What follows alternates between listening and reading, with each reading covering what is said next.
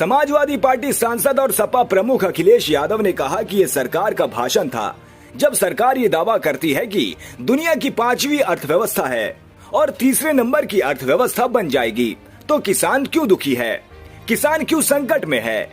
जो कहानी बताई जा रही है, क्या हमारा किसान भी उसी तरीके से खुशहाल हो गया है।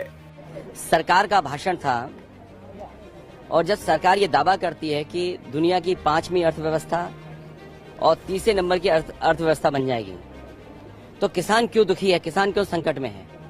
अगर ये 5वीं दुनिया की अर्थव्यवस्था बनने की जो कहानी बताई जा रही है, क्या हमारा किसान भी उसी तरीके से खुशहाल हो गया है। और फिर अगर 5वें नंबर की हमारी अर्थव्यवस्था है, तो इतने बड़े पैमाने पर नौजवान बेरोजगार क्यों हैं। अगर हम 5वें नंबर पर हैं, तो हमारे युवा बेरोजगार क्यों हैं। अग्निवीर क्यों लागू करनी पड़ रही है, इतनी महंगाई क्यों है, नौकरी क्यों नहीं उनके हाथ में, और फिर अग्निवीर जैसी व्यवस्था आधी अधूरी क्यों लागू करनी पड़ रही है, महंगाई क्यों है इतनी।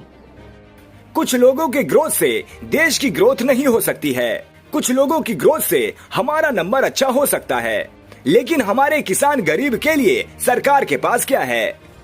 तो इन्वेस्टमेंट है कहाँ। अगर इन्वेस्टमेंट होता तो हमारी और ग्रोथ दिखाई देती। कुछ लोगों की ग्रोथ से देश की ग्रोथ नहीं हो सकती है, कुछ लोगों की ग्रोथ से तो हमारा नंबर अच्छा हो सकता है, हम 5वें नंबर की व्यवस्था बन सकते हैं। लेकिन हमारे देश का किसान गरीब और जो अभी तक 10 साल में सबसे ज्यादा उत्पीड़ित हुआ है, उसके लिए क्या है सरकार का।